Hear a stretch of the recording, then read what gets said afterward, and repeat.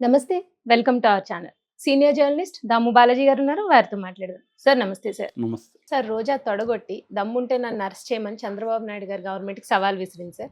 అయితే లోకేష్ చాలా ఆగ్రహంగా ఉన్నారు అరెస్ట్ చేయాలి అని. కానీ చంద్రబాబు నాయుడు ఆపుతున్నట్టు అంటే ఇప్పుడు అరెస్ట్ చేస్తే కనుక సింపతి క్రియేట్ అవుతుంది అని ఆపుతున్నట్టు న్యూస్ వచ్చింది సార్. ఇది ఎంతవరకు నిజం? నిన్న రోజా నగరిలో వైసీపీ సమీక్షా సమావేశంలో హ్మ్. పాల్గొనింది. ఆ సందర్భంగా ఆమె ఫుల్‌గా రెచ్చిపోయింది. హ్మ్. అదిప్పుడు బాగా వైరల్ అవుతుంది. అంటే మామూలుగా ప్రభుత్వం వచ్చిన తర్వాత కొంతమంది నాయకులు సైలెంట్ అయిపోయారు. హ్మ్. అప్పట్లో అవును సార్. వైసీపీ తరపున ఫైర్ బ్రాండ్స్‌గా ఉన్న వాళ్ళల్లో ఫ్రంట్‌లో ఉండే వాళ్ళల్లో రోజా హ్మ్. ఒకరు. ముందు నుంచి కూడా ఆమె చాలా స్ట్రాంగ్‌గా మాట్లాడుతుంది. ఆమెకున్న ప్లస్, మైనస్ అదే. హ్మ్. ప్లస్ కూడా అదే. ఎందుకంటే అంత అగ్రెసివ్‌నెస్ లేకపోతే ఈ మెయిల్ డామినెంట్ పొలిటికల్ హ్మ్. అట్మాస్ఫియర్‌లో ఆమె కూర్చుండే పరిస్థితి లేదు. హ్మ్. ఆమె యాక్చువల్‌గా వెరీ హంబుల్ బ్యాక్‌గ్రౌండ్ నుంచి ఒక హీరోయిన్‌గా ఎదిగి అక్కడి నుంచి రాజకీయాల్లోకెళ్ళి ఒక మంత్రిగా ఎదిగిందంటే ఆ ఫైర్ బ్రాండ్ నేచర్ ఉండడం, ఫైటింగ్ నేచర్ ఉండడం, డైనమిక్‌గా మాట్లాడడం ఈ ఈ ట్రైట్సే ఆమెను ఆ స్థాయికి తీసుకొచ్చాయి. హ్మ్. అవి అయితే వాటిని జాగ్రత్తగా వాడకపోతే ఒక్కొక్కసారి మనకి మంచి లక్షణాలను కూడా మనం పొదుపుగా, జాగ్రత్తగా వాడాలి. హ్మ్.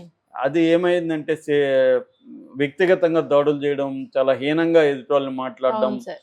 ఆ స్థాయికి ఆమె హ్మ్. వెళ్ళిపోయి చేయడంతో ఆమెకు కూడా రియాక్షన్ ఉంటది గదా! హ్మ్. మన న్యూటన్ లా లాగా ఫర్ ఎవ్రి అవును sir. Action there is an equal and opposite opposite reaction. Reaction. అవును సార్. అలాగే ఆమెకు గూడా అలాంటివి తగిలాయి. హ్మ్. అయితే ఇప్పుడు గవర్నమెంట్ వచ్చిన తర్వాత అప్పటి ప్రభుత్వంలో వ్యక్తిగత దాడులు చేసిన వాళ్ళు కొంతమందున్నారు. ఎవరు కొడాలి నాని గావచ్చు, వల్లభనేని వంశీ గావచ్చు, రోజా హ్మ్. గావచ్చు, అంబటి రాంబాబు గావచ్చు.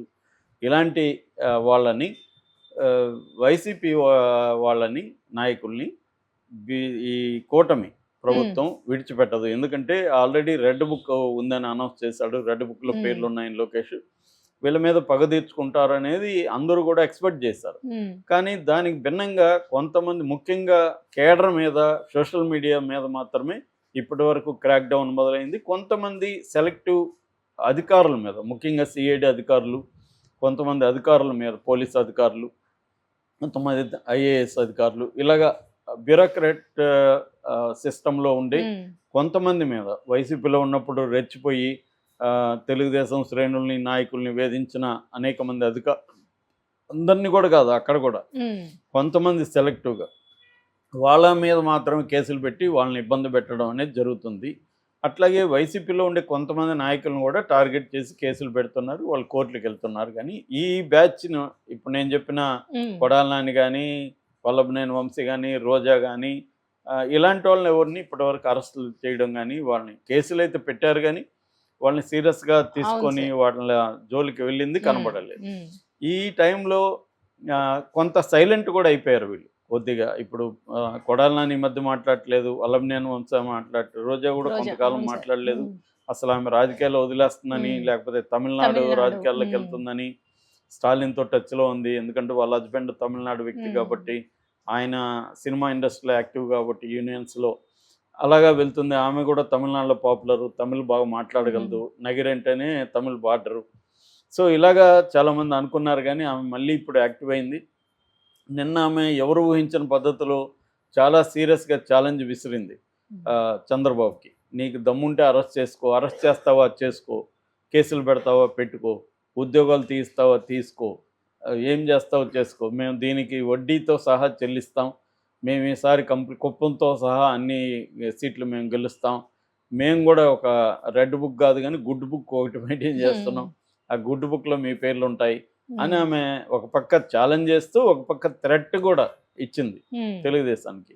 సో, ఇది ఇలా ఛాలెంజ్ చేస్తా ఉంటే చాలామంది ఇప్పుడు కామెంట్లు చేస్తున్నారు తెలుగుదేశం వాళ్ళే. హ్మ్. ఇంత ఛాలెంజ్ చేస్తా ఉంటే వీళ్ళేమి పట్టించుకోవట్లేదు. హ్మ్. కార్యకర్తలు మనమే ఇబ్బందులు పడాలా? వీళ్ళు ఒకటే కుమ్మక్కైపోయారా ఏంటి?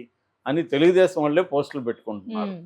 కానీ వినబడే వార్త ఏమంటే లోకేష్ చాలా సీరియస్‌గానే ఉన్నాడు. కానీ చంద్రబాబు వద్దంటున్నాడు. ఎందుకంటే ఇప్పుడు నేషనల్ లెవెల్‌లో చంద్రబాబు ప్రభుత్వంలో ఉన్నాడు. ఇక్కడేమన్నా చేస్తే అది రేపు మోడీకి కూడా ఇబ్బందవుతుంది. హ్మ్. ఎన్‌డీఏ ప్రభుత్వం చూడు ప్రతిపక్షాన్ని ఎలా వేధిస్తున్నారో అని ఇండియా కూటమి మాట్లాడే అవకాశం ఉంది. ఆల్రెడీ జగన్ ఢిల్లీ వరకెళ్ళి ఢిల్లీలో ఎన్డీఏ ప్రభుత్వం అక్కడ ఏం చేస్తుందని అక్కడ ఎక్స్పోజ్ చేసి వచ్చాడు.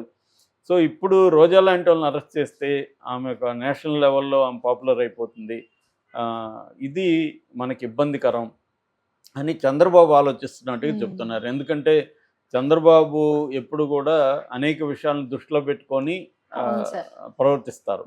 మామూలుగా రాజకీయ నాయకులు అనేవాళ్ళు ఏంటంటే మనకేదో పర్సనల్ వెంజన్స్ గ్రడ్జ్తో మాట్లాడకూడదు అనేది రాజకీయ మెచ్యూరిటీ ఉన్న రాజకీయ నాయకులకి అందరికీ ఉంటుంది. అవును సార్. వ్యక్తిగతంగా మనం మన కోపాన్ని తీర్చుకోవడానికో మన పదవిని ఉపయోగించుకుంటే అది రేపు పొద్దున ఇబ్బంది అవుతుంది. సో ఏ పని చేసినా కాన్సిక్వెన్సెస్ ఏంటి, ఈ పని చేస్తే మనకు ప్రయోజనం ఎంత, నష్టం ఎంత, ఇవన్నీ బ్యాలెన్స్ చేసుకొని లాంగ్ టర్మ్లో ఎలా ఉంటుంది, షార్ట్ టర్మ్లో ఏముంటుంది, ఇవన్నీ కూడా అనేక అంశాలు పరిగణలోకి తీసుకొని ఆ చర్యకి ఉపక్రమించాలి. అది సీజన్డ్ పొలిటీషియన్ అయిన చంద్రబాబుకు తెలిసినట్టుగా లోకేష్కి తెలియకపోవచ్చు. లోకేష్ యంగ్ బ్లడ్, రెండోది మనం పవర్ ఉంది, మనం పవర్ ఉన్నప్పుడు కూడా చేయకపోతే, రెండోది లోకేష్ని కూడా కార్యకర్తలు నాయకులు కూడా లోకేష్ని ఎక్కువగా ప్రెజర్ చేస్తారు. ఏం సార్ మీరు అప్పుడంతా రెడ్ బుక్ అన్నారు, ఇంకోటి అన్నారు, ఏం చేశారు, వాళ్ళు ఇట్లా ఎక్కడ చూసినా ఇదే ఉన్నారు. ఇప్పుడు ఈ మధ్యకాలంలో ఈనాడు జ్యోతి కూడా వైసీపీ వాళ్ళు ఎక్కడెక్కడ ఇప్పటికీ పెత్తనం జలాయిస్తున్నారు, ఇప్పటికీ అక్రమాలు చేస్తున్నారు, వైసీపీని సపోర్ట్ చేసే గతంలో సపోర్ట్ చేసిన ఐఏఎస్ ఐపీఎస్ అధికారులు ఇప్పుడు కూడా ఎలాగా ప్రవర్తిస్తున్నారు, ఇవన్నీ రాసుకుంటూ వస్తున్నారు. అంటే వీళ్ళ మీద అంతా ఏమి చేయరా మీరు, ఒట్టి మాటలేనా, మేమైనా బాధితులు అవ్వాల్సింది కార్యకర్తలేనా అన్న ఆగ్రహం సోషల్ మీడియాలో ఎక్స్ప్రెస్ అవుతుంది. కానీ చంద్రబాబు వైపు నుంచి ఆలోచించుకున్నప్పుడు ఆయన ఏంటంటే విశాల ప్రయోజనాలు, తన పార్టీ ప్రయోజనాలు, తన ప్రయోజనాలు ఇవన్నీ ఆలోచించుకొని ఏ నిర్ణయం తీసుకోవాలన్న దగ్గర ఆయన ఆచితూచి వ్యవహరిస్తున్నాడు. తన అనుభవం వచ్చే కొద్దీ ఆయన స్లో డౌన్ అయినట్టు కనబడుతుంది, కానీ ఆయన వ్యూహాత్మకంగా వెళ్తున్నాడు.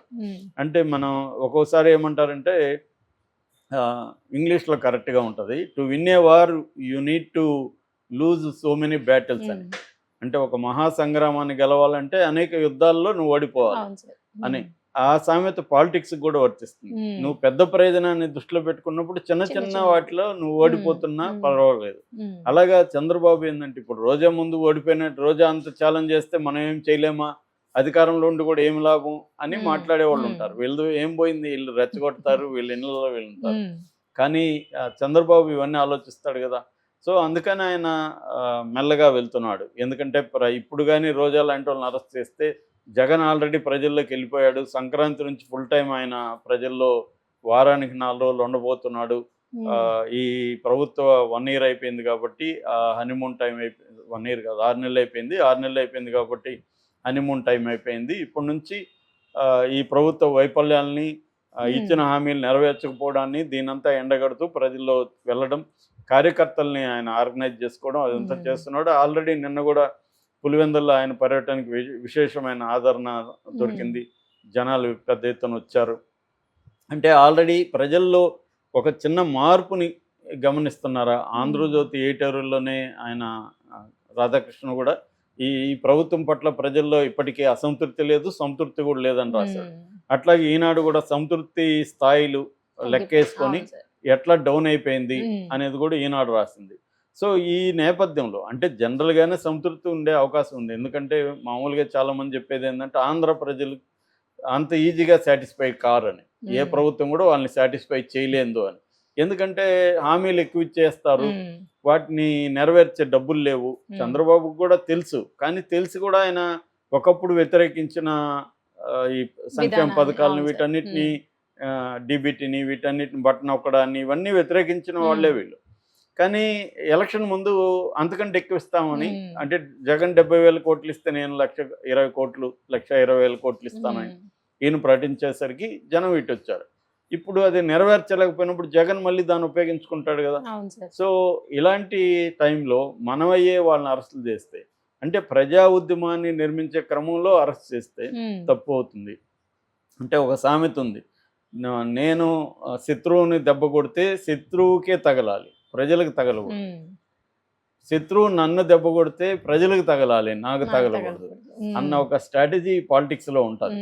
అలాగా ఇప్పుడు చంద్రబాబు దెబ్బ కొడితే అది ప్రజలకు తగిలింది అనుకోండి, వెళ్ళి రోజాకు కాకుండా ఎందుకంటే ప్రజల్ని ఆర్గనైజ్ చేసే క్రమంలో వాళ్ళని చేస్తున్న ఉమ్, టైంలో వీళ్ళు అరెస్టులు మొదలు పెడితే చూడు మేము ప్రజా ఉద్యమాలు చేస్తుంటే అరెస్టులు ఉమ్, చేస్తున్నారు, మేము ప్రజల కోసం చనిపోవడానికన్నా సిద్ధం అనే నెరేటివ్తో వాళ్ళు ఉమ్, రంగంలోకి వస్తారు. అందువల్ల ఆచితూచి వ్యవహరిద్దాం అనేది చంద్రబాబు ముందున్న ప్లాన్ అన్నమాట. ఉమ్, సో మరి ఏం జరుగుతుంది? రోజా ఇంకా రెచ్చిపోతారా వీళ్ళు? ఉమ్. సంక్రాంతి తర్వాత ఫుల్ టైం వార్ డిక్లేర్ చేసే అవకాశం ఉంది జగన్ కూడా. దాన్ని కూటమి ప్రభుత్వం ఎలా ఎదుర్కొంటుంది అనేది ఇంట్రెస్టింగ్ ఆస్పెక్ట్. అవును సార్, అవును sir, right, thank you sir.